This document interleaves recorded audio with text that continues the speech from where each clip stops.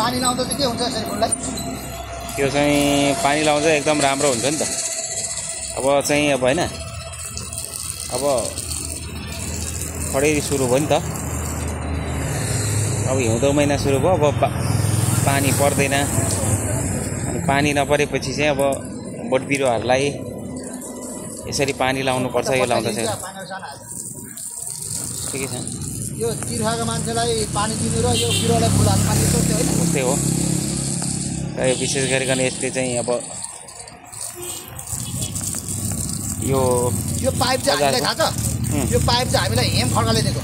हेम खड्का भने मेरो साथी नामेकारको 1000 मा किनिदिएको। यो चाहिँ एकदम राम्रो हो। अनि अर्को अर्को दिएछ हाम्रो मदनराज कटोले दिनु भएको। यो चाहिँ एकदम राम्रो छ।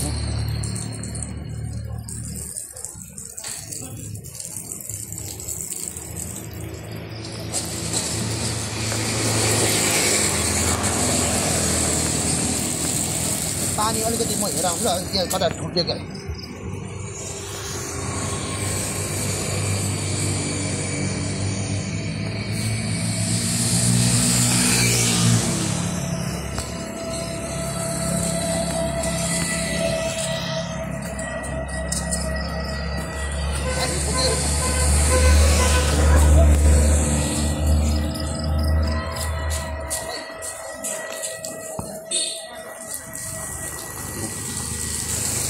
हाम्रो बुद्धि सामलिङ राई दिएर चाहिँ यो विद्यालय चाहिँ हामी त्रिवेगा माध्यमिक विद्यालय हामीले 2062 सालमा हैन 62 मा हो 62 सालमा चाहिँ एसएलसी हामीले यहीँबाट दिएको।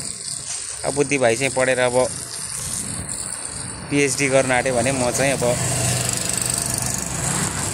एसएलसी पास आउट पछि आफ्नो पढाइलाई स्थगित गर्दै वैदेशिक रोजगारीको सिलसिलामा विभिन्न खाडी मुलुकहरूमा चालिरहेको छु भने हाम्रो बुद्धि भाइ चाहिँ अब बुद्धि चाहिँ आफ्नो पढाइलाई निरन्तरता दिँदै सामाजिक काम र देशको राजनीतिक, आर्थिक, सामाजिक, शैक्षिक सम्पूर्ण कुराको चाहिँ निगरानी गर्दै आफ्नो खबरदारी गर्दै र आफ्नो देशमा भइरहेको विभिन्न गलत कर्महरूको खबरदारी गर्दै चाहिँ आफ्नो सामाजिक कर्ममा यसरी अगाडि बढिरहेको छ। आज मैले यो थोरै समय मसँग कम्तीमा 5-10 मिनटको समय मेरो भाइलाई दिएको छु र यसरी गर्नु पाउँदा मलाई पनि अलिकति खुसी लाग्छ। अब यो मेरो छुट्टीको समयमा अब केही समय म पनि यस्तो यो सामाजिक कामहरूमा देखा पर्ने कोसिस गर्छु गएको। र अब यति धेरै अब निरन्तरता दिन सकिँदैन। अब यो छुट्टीको समयलाई थोरै सदुपयोग गरौँ भन्ने हिसाब विशेष गरिकन अब यो त अब हाम्रो त्रियुगा उच्च माध्यमिक विद्यालय अब सरको भाडा त्यहाँ गएर हाल्नु त सर। त्यो सबै पानी जरा जरामा टक टक टक अब दिल्लीकोमा रहेको पाला अब हामीले पढेको विद्यालयको सम्मान ठ्याक्कै जरा जरामा हाल्नु पऱ्यो है। त्यति अनि त्यो त के हो त्यो तर गरिस गरे होइन अलि इमान्दारी अलि धेर धेर त्यसलाई हाल्नु त्यसलाई हाल्नु त्यो अलिकति ठुलो खानु।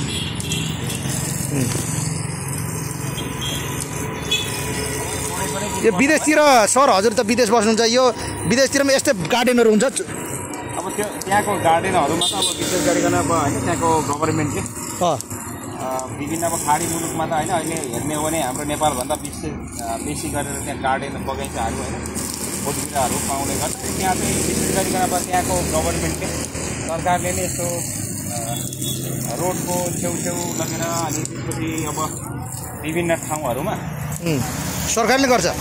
सरकारले गर्ने गर्दछ।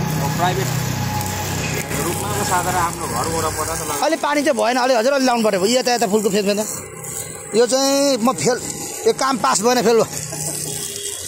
यो त गरिस् गरेँ अहिले आउनु अलिअलि कता अलि गरेस् भने मात्रै।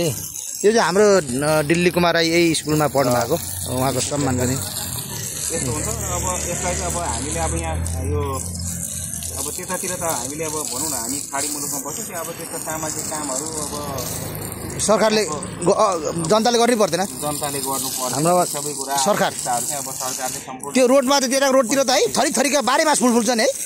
गार्डन रोडतिर विशेष गरिकन पार्कमा अब सम्पूर्ण ठाउँमा चाहिँ अब राज्यले गर्छ, त्यहाँको सरकारले सबै कुरा त्यहाँ भनेको अब यस्तो हुँदैन। उनीहरूसँग चाहिँ एकदमै अब योजनाबद्ध तरिकाले होइन अब एउटा प्लानिङ गरेर जस्तो यो बुद्धि चामीले यो काम गर्नु भएको छ नि, यो आफू पढेको विद्यालयको यो सडकको छेउमा चाहिँ पुरै झाडी साडी सफा गरेर यो राम्रो सुन्दर बनाउन खोजिरहेको छ।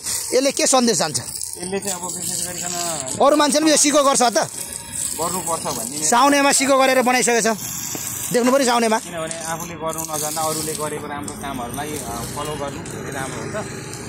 अब कति कुरा चाहिँ हामीले अब आफै जानेर गरेको राम्रो, त्यसो नगरिराख्दा पनि अब यस्तो कामहरू चाहिँ हामीले आफ्नै सहर आफ्नै गाउँ बनाउनको निम्ति अब सरकारको मुख अथवा अरूकोले गर्छ गरिहाल्छ त्यसको फेदमा हाल्नु त त्यो ठुल्ठुलोको भन्ने हुन्छ। तर अब विशेष गरिकन आफूले सकेको काम चाहिँ आफ्नो ठाउँबाट आफूले गर्ने हो। तपाईँलाई चाहिँ यसरी यो गर्नु पाउँदा कस्तो लागिरहेछ? विशेष गरेर गर्नु पाउँदा मलाई एकदम खुसी आनन्दित आनन्द छ। तर अब म गाउँमा बस्ने मान्छे सहरमा आएर यसरी गर्नु त अलिक हुँदैन, किनभने सहरको यो सहरमा आफ्नो मान्छेहरूले गरिराखेको छैन। र मलाई के लाग्छ भने उहाँहरूले आफू बसेको ठाउँबाट ल त्यो ठुलोलाई हाल्नु, ठुलोलाई त्यो तिरुगा मावि हामी पढेको विद्यालय, त्यसको लागि हामीले सौन्दर्यीकरणको लागि यो गाईहाटको यो डिएम गेटदेखि टेम्पो पार्कको बिचमा हामीले बनाइरहेको छौँ। टेम्पो पार्क र डिएम गेट यो मान्छे हजारौँ मान्छे यो पार्क देख्नेछ, दिनै पछि हिँड्नेवाला छन्। यो सौन्दर्यीकरण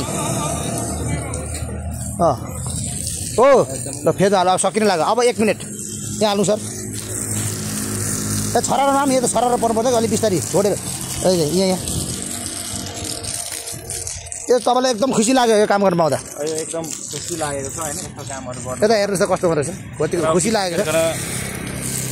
यो सहर यहाँ वासीहरूले पनि अब जो दैनिक रूपमा हिँड्नु त हामी त अब यहाँनिर यसो गाउँघरबाट होइन आफ्नो काम विशेषले झर्दाखेरि यसो यो गर्ने हो। तर विशेष गरिकन यो सहरको सुन्दरताको निम्ति चाहिँ सरकार लाग्नु पऱ्यो होइन, सरकार स्थानीय सरकारहरू होइन आफ्नो भन्छ नि सिटी अब सहरलाई आफ्नो कस्तो बनाउने प्लान छ होइन योजना उहाँहरूले एकताल त्यो ठुलोलाई योजना गर्नु त फेदमा। स्थानीय सरकारहरूले आफ्नो होइन सहरलाई कस्तो बनाउने योजना छ त्यसमा भर पर्छ, त्यसमा भर पर्छ। र अब ल धन्यवाद हजुरलाई। कर्म गर्दै